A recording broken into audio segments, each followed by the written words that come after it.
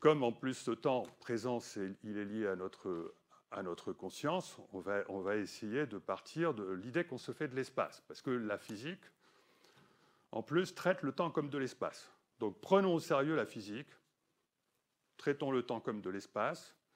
Et donc là, je suis dans une salle et je vois le fond de la salle. Donc c'est de l'espace.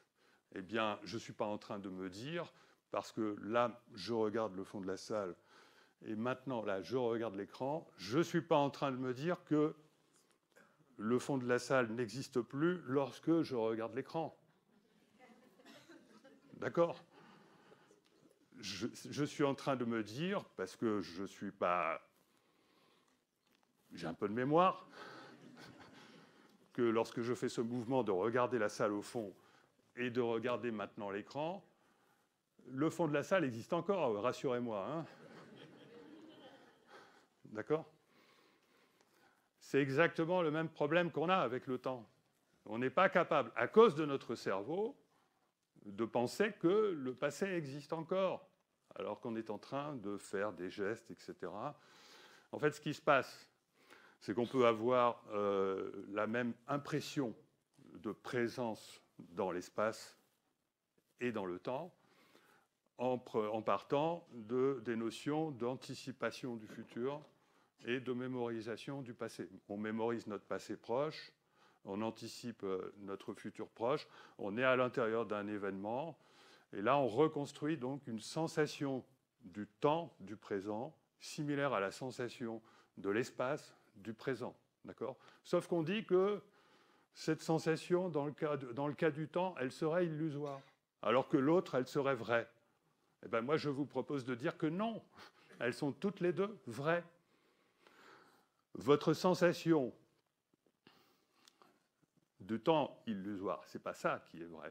C'est vous êtes réellement présent en un point de l'espace-temps.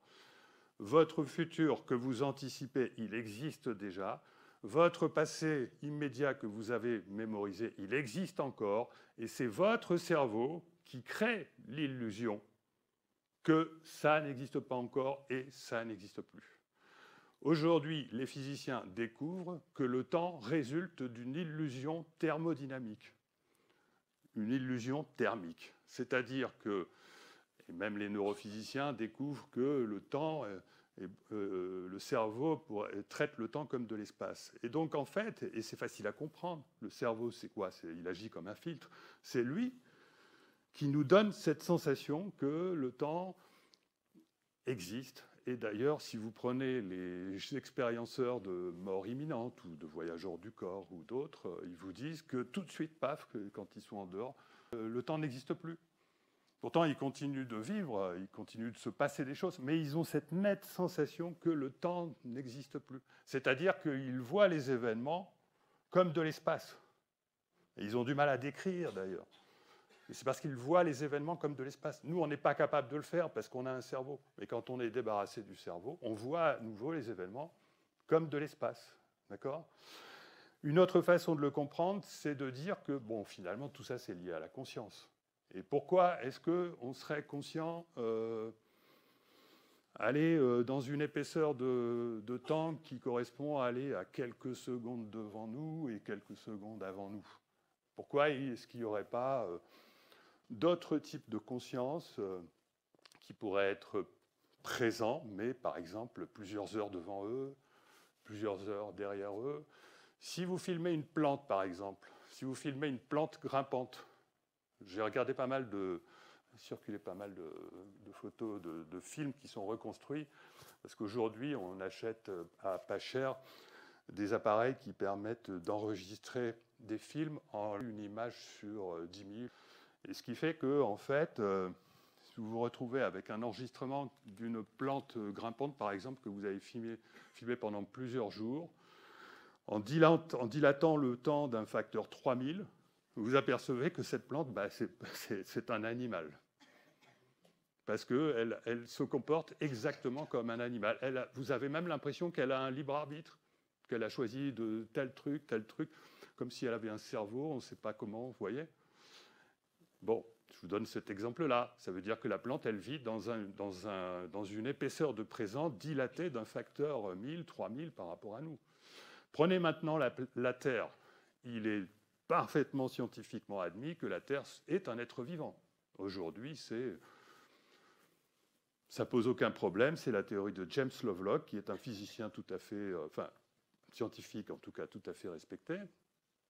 Et même moi, j'ai travaillé avec des géophysiciens, l'équipe de Claude Allègre de Taponnier à la grande époque, et eux-mêmes considéraient la Terre comme un être vivant. Eh bien, quand on est matérialiste et qu'on considère qu'un système vivant, on veut bien lui accorder une conscience. D'ailleurs, on pense que la conscience émerge de la matière.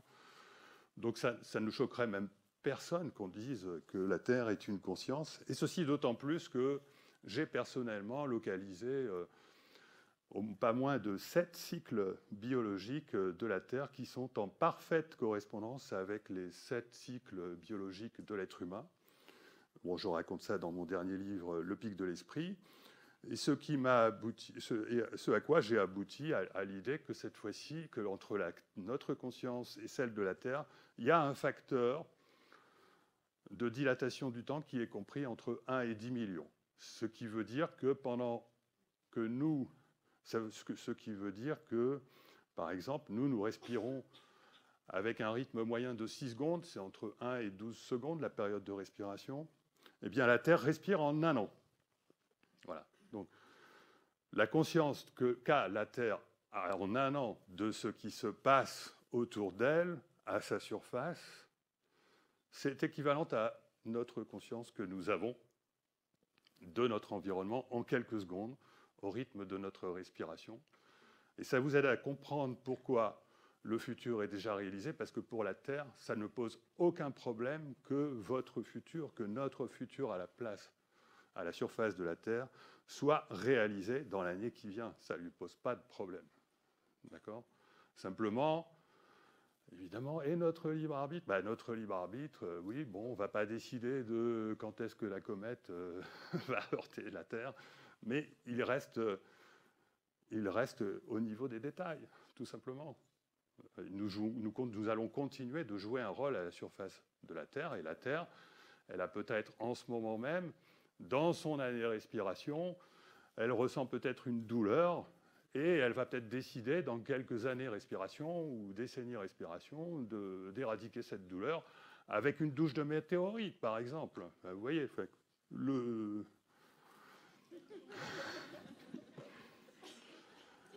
Bon, enfin, tout ça, c'était pour vous dire, c'était pour renverser la perspective habituelle que nous avons sur la conscience produit du cerveau. Mais bon, on va essayer d'avancer un peu. Le problème que pose cette conception, c'est qu'une épaisseur de temps impose des choix. Donc ça, vous l'avez vu. Je vais quand même le remettre. Le dessin, là, je ne l'ai pas commenté. Je vous explique rapidement que pour la conscience, en un point, là où on observe une bifurcation, il y a un problème de choix qui se pose à faire.